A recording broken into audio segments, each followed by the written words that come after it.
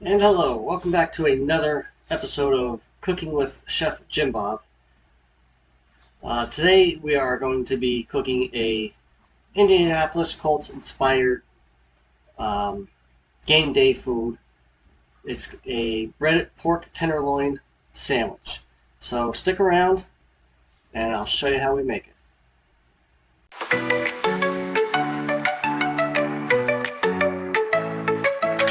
Cooking with Jim Bob, making some treats, cooking up side dishes, beating some meats. All of these recipes are nifty and neat. Cooking with Jim Bob, now take your seats.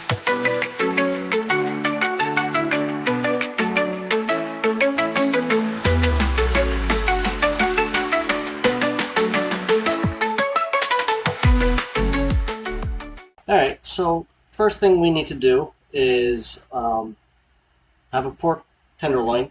We gotta cut them into sections.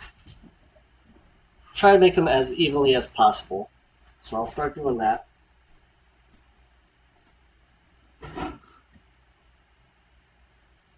I'll make them about 1.5 pounds each, roughly.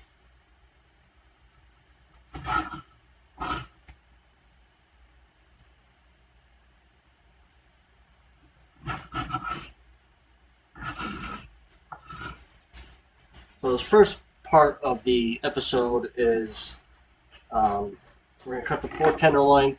We're going to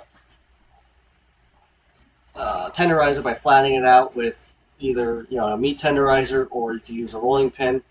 And then we make a brine for it to soak in for about an hour to 4 hours, depending on how long you want it to be in the brine for. So I got them cut now. This one's a little small, so I'm not going to use that one. Next thing you want to do is cut them about 2/3 of the way through the piece. Don't cut it all the way through. You're basically making a fillet. So you're basically filleting, I should say. So just be careful you don't cut your hands.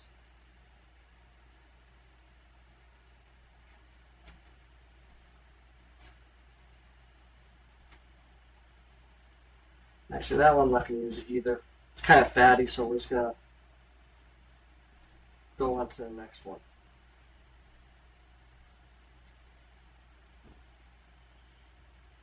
That one's a little better.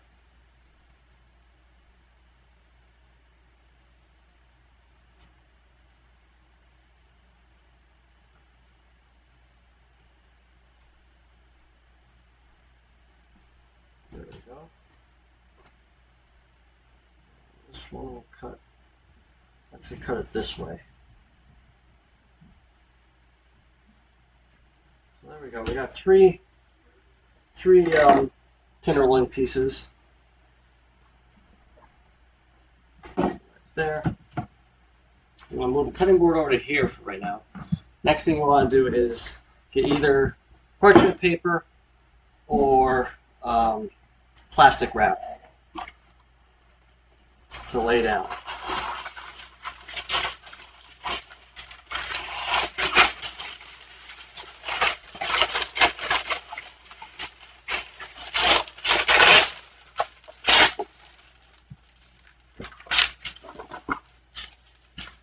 Alright, so the next step, like I said, is we filleted them.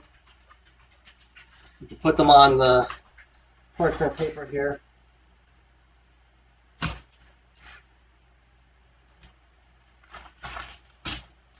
And now we're going to tenderize them. Let's fix the computer here a little bit.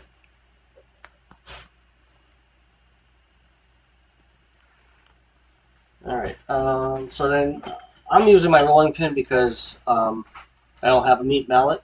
But like I said, you can use a rolling pin or a meat mallet.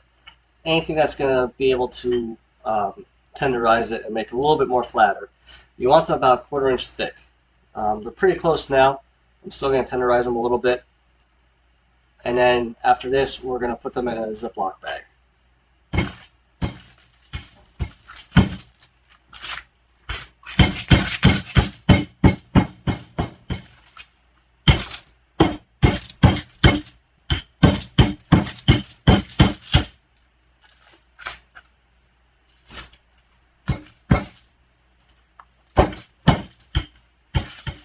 That looks good like that.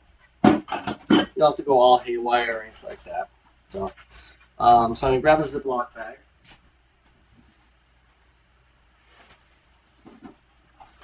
Okay. We're going to throw those in there, in here.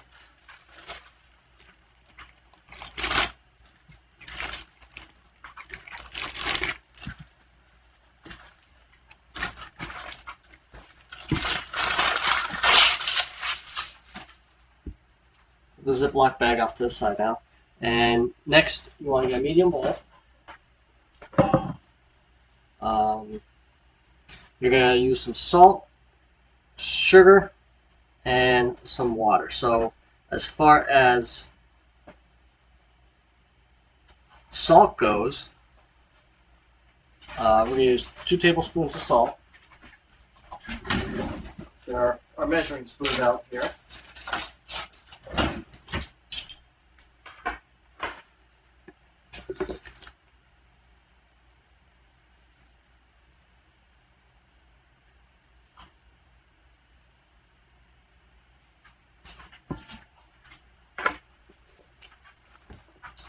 And then sugar, you are going to use, once I find it, 1 tablespoon of sugar.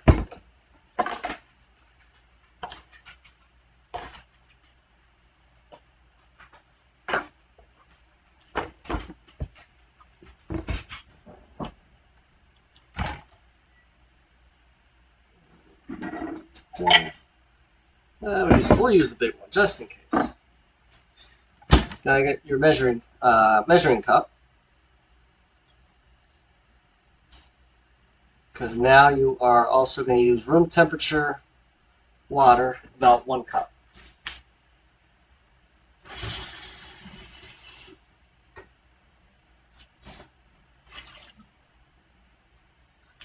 That off to the side, and then just going to whisk them all together so all the sugar and salt has dissolved.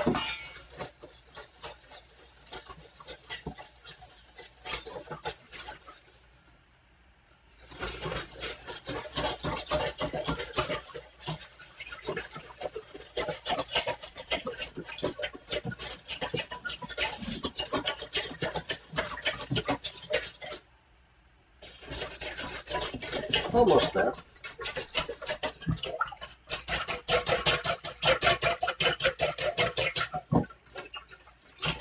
All right, looks like we're good there. So now you're just gonna pour this into your Ziploc bag with the pork tenderloins in it.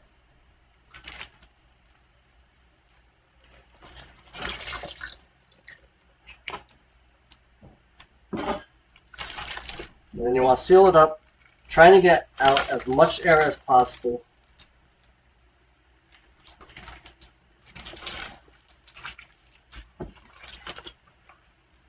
And then, like I said, you put that in the fridge for anywhere between an hour to 4 hours. So I'm going to go do that, and when it's ready, we'll be back.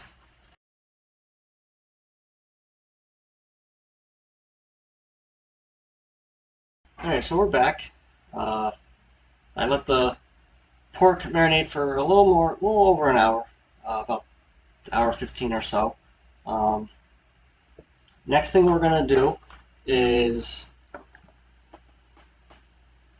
basically the crackers. We're going to get a food processor and crunch them down, break them down to almost like a coarse flour.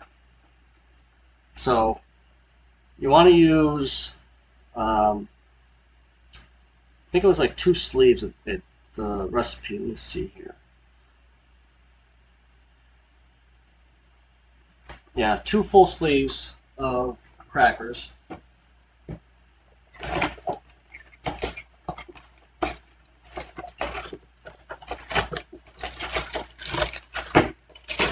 Which, once you pulse it, should get roughly about 2 cups of dry product.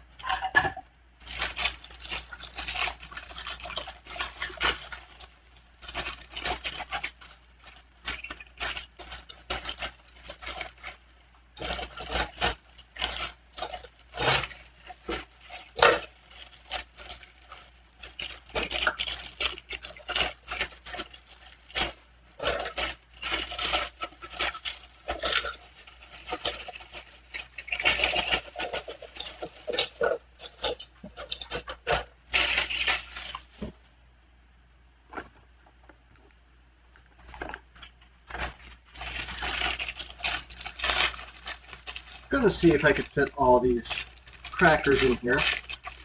Might have to pulse a little bit to get some room in here.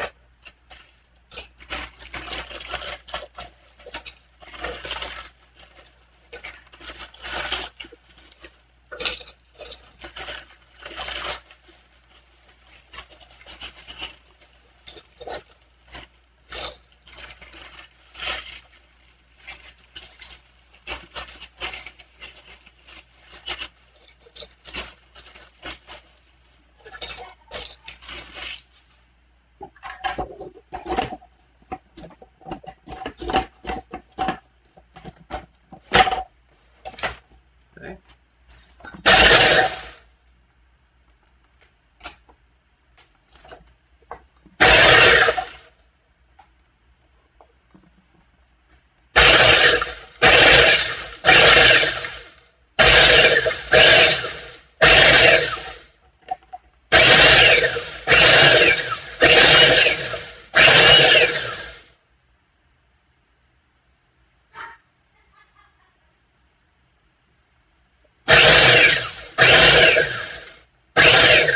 And as I'm doing this, I have my cast iron skillet with oil in it, heating up, because that's how we're going to fry these tenderloins.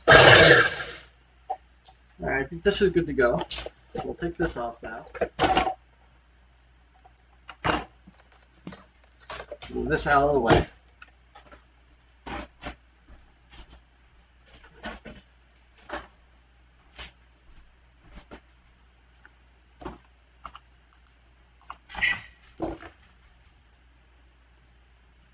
Alright, next step that we are going to do, we want to get 3 shallow dishes.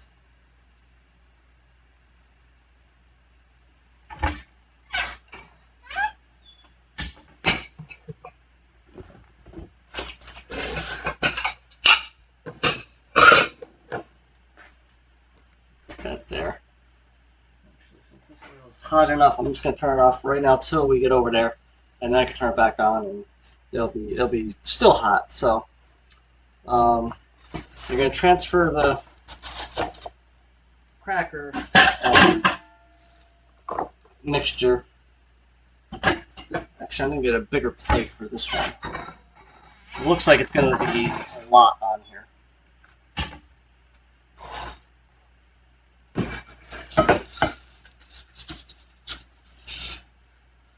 Just like so.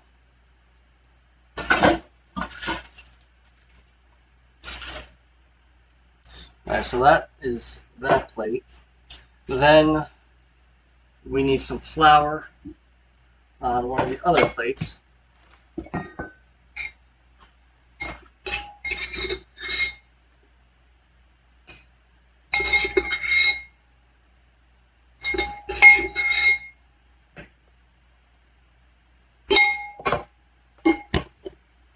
going to start kind of putting some of this stuff away so I get some room out here. And then for the third dish, you'll actually probably better off getting a bowl. You're going to whisk together 2 eggs and some milk.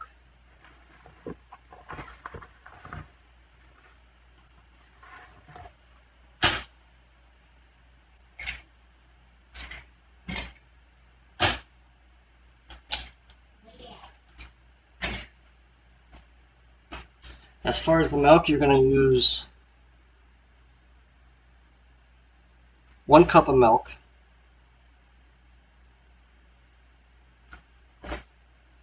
which we got our measuring cup right here.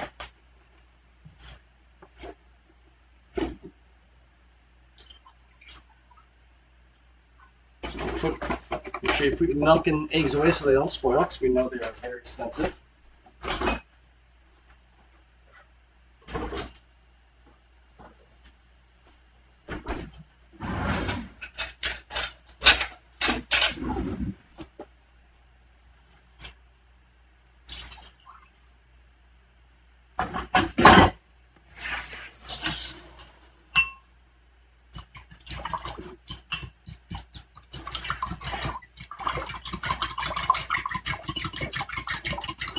sure you whisk it together really well. Get all the egg and the milk mixed together pretty good. So we're good there. And then the next thing we will do, you want to set a wire rack off to the side.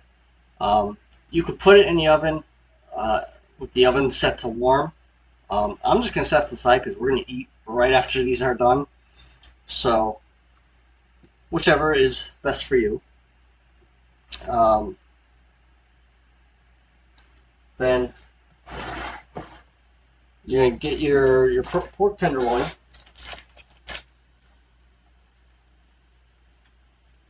You grab another plate because you're going to want to pat it dry with a paper towel.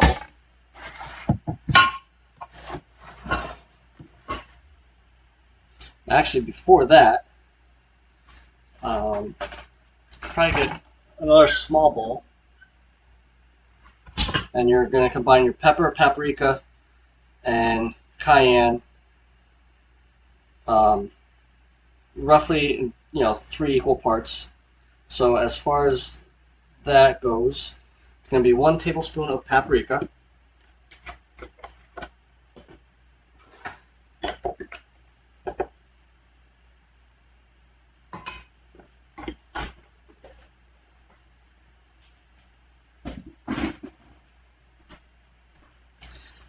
half teaspoon of cayenne pepper,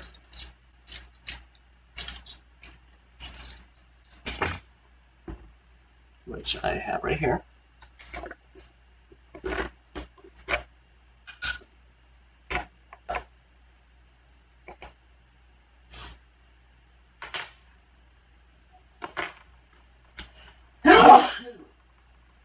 Damn cayenne.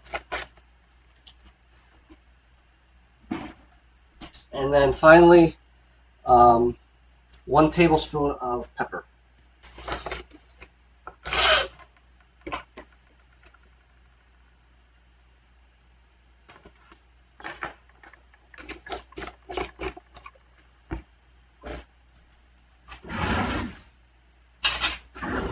So you want to mix that all together.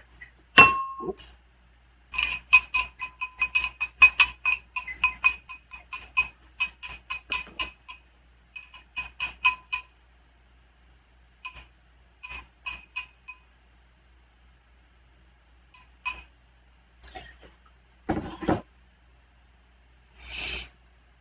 And then once you're done with that, what you're going to do is, after you combine them, you're going to blend each. You're going to blend these into each of the crackers, the egg wash, and the flour. So try to do your best to make it equal.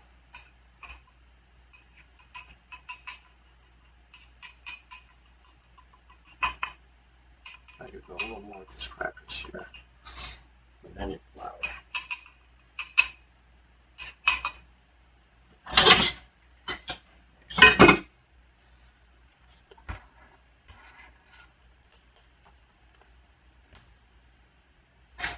So with the egg wash, I'll mix that together.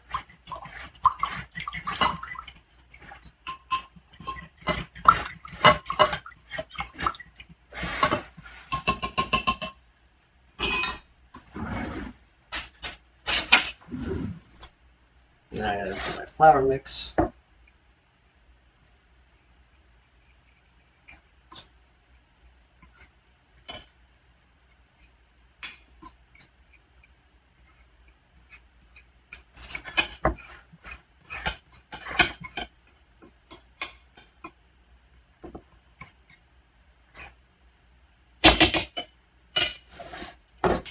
And then my cracker mix.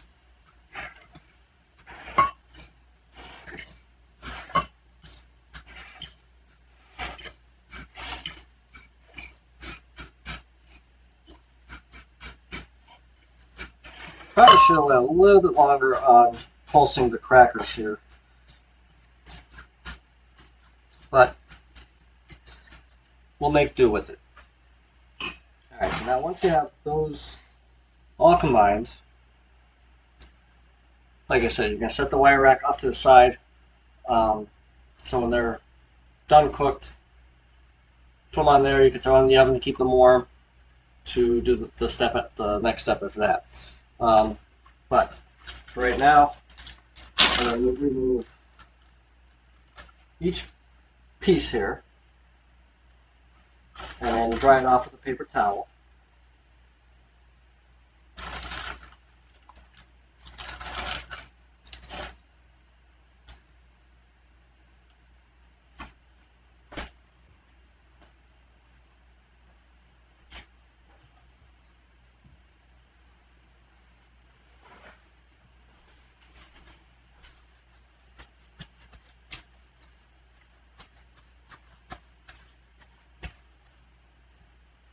Be sure to dry both sides.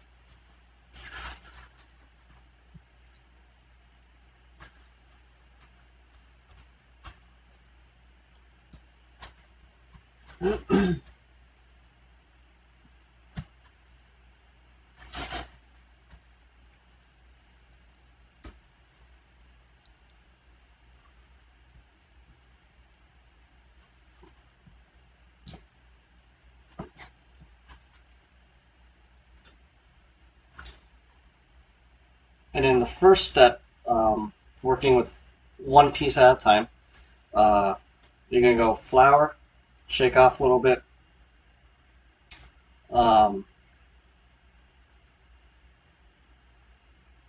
Through the flour, shake off any excess, then coat it with the egg. Allow the egg to drip off, you know how sometimes it's a little bit of drippage.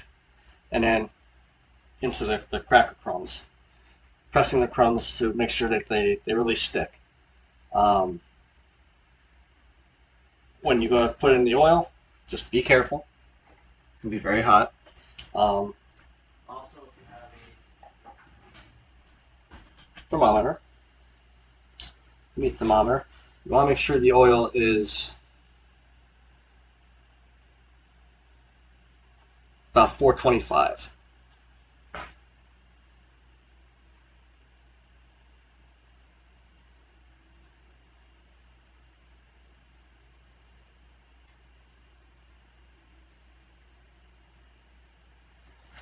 So this guy, heat up a little bit more.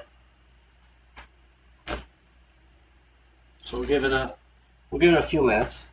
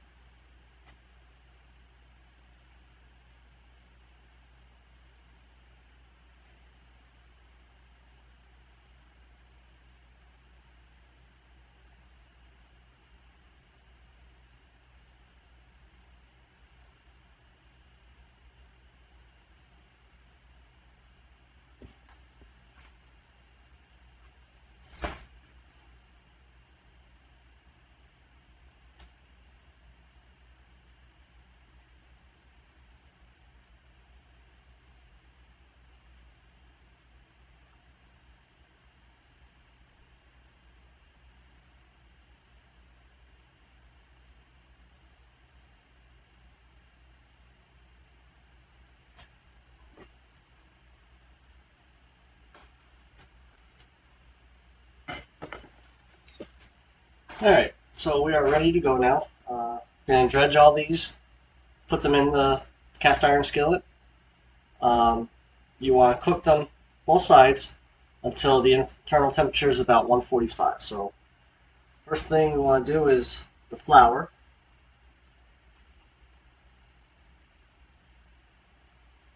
Make sure you get all the sides. Shake some excess off. Dump it into the eggs. And then right onto the crackers, pressing the crackers onto it.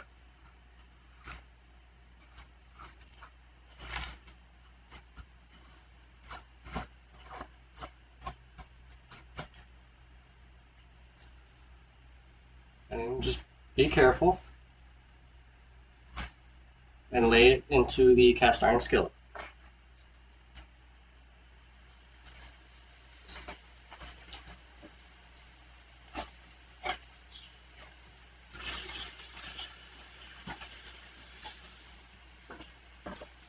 And I'll do that with all three here.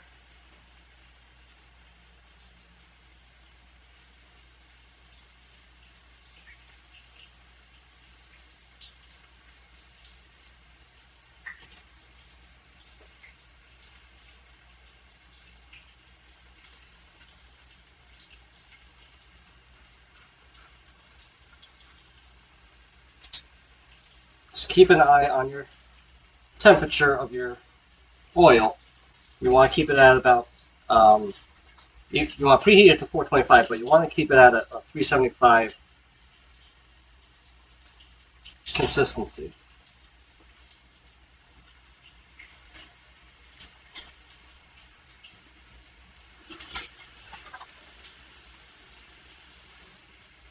So I'm actually going to turn it down just a little bit.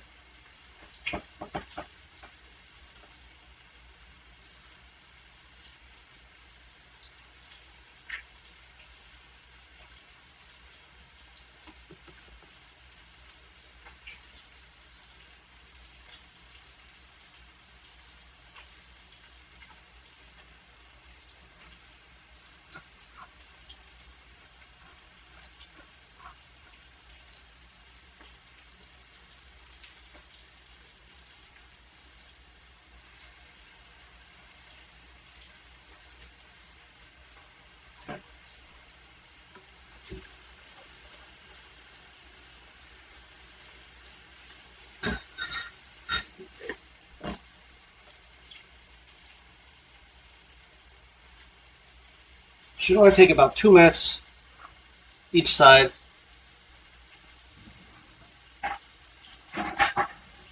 Flip the first one over.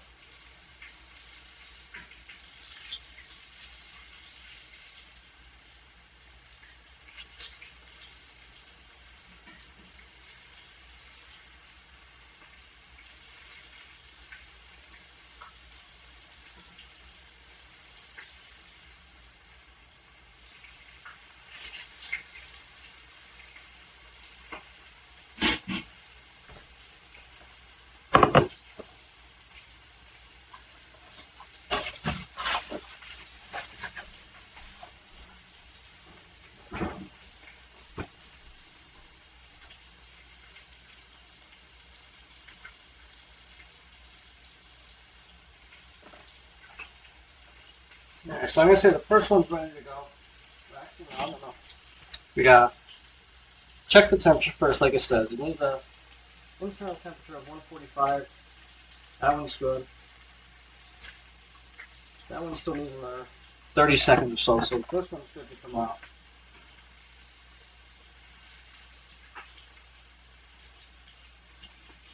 Put it on your wire rack, let it cool off, or throw it into the oven when it's set up for warm.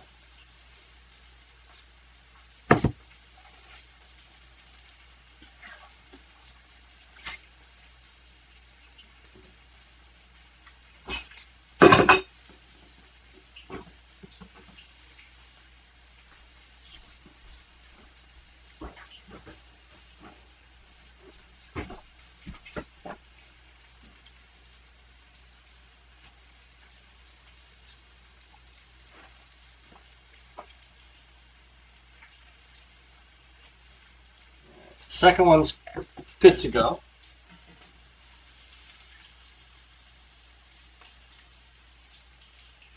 I think it'll be okay to turn this oil off now.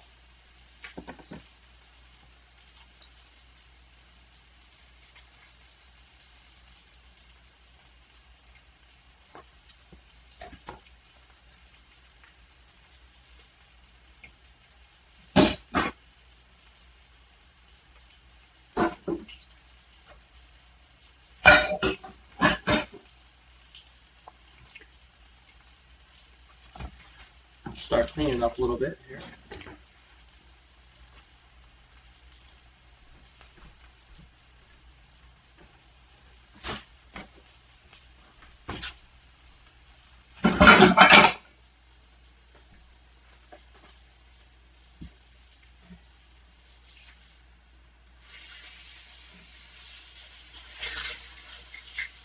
I just flip that one just to give it a little bit more of a cook on that side. About 30 more seconds and that will be good to go.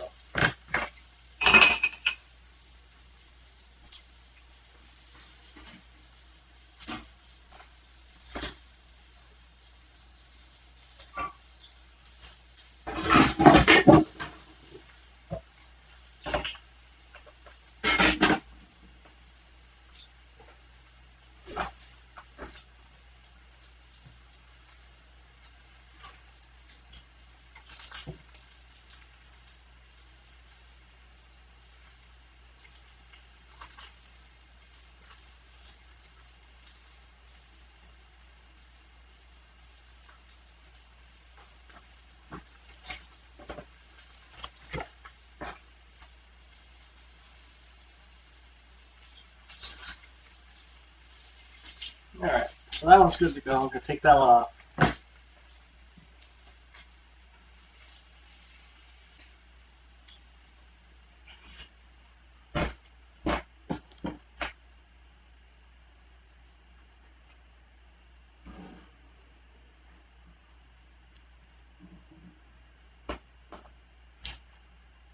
So next step we're going to do, you could use a separate skillet. I'm actually going to use a flat top that you would use for like pancakes.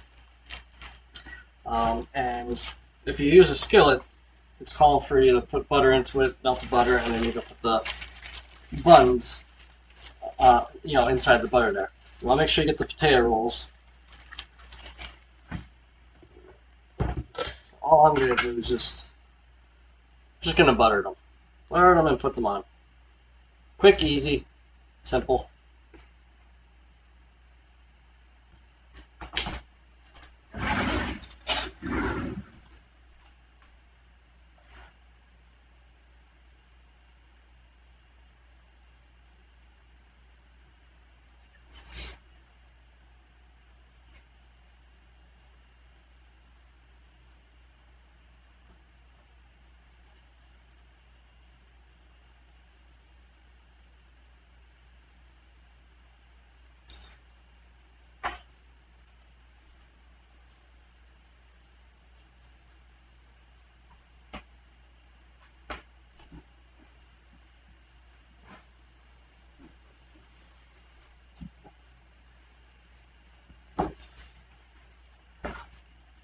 And as far as toppings, you could put mustard, mayo, lettuce, any type of toppings you want. I'm a mustard person when it comes to pork chops or pork, so I'll probably be putting some mustard on mine. I saw one person put slices of pickles on it. That actually kind of sounds pretty good, but I don't have pickles right now, so we're going to have to skip that for this time. Maybe some other time.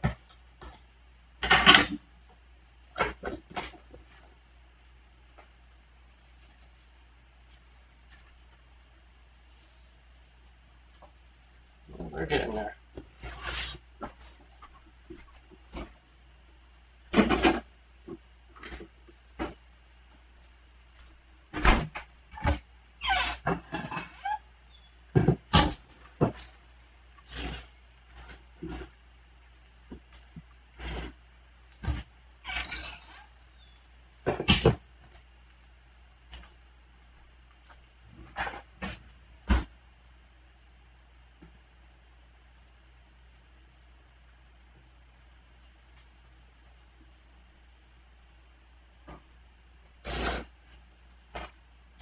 Now, these buns are a little bit smaller than the pork loins here, so I'm actually going to cut these in half so that way they fit on the buns better.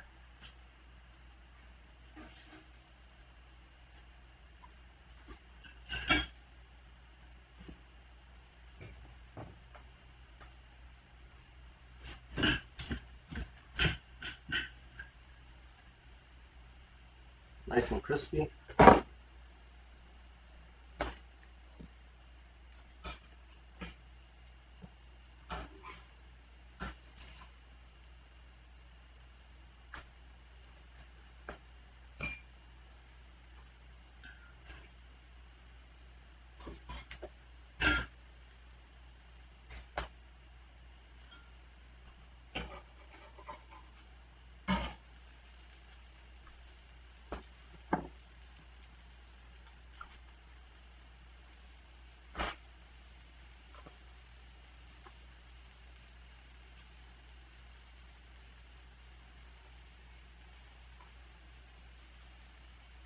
I'm actually gonna probably slice up an onion, put an onion on here with my mustard as well too. That's another um, topping to put onto it. So that is pretty much it. I'm gonna finish up these here so the family can eat. Um, if you liked the video, please click the like button, share this out to your friends, family. Make sure you click the subscribe button.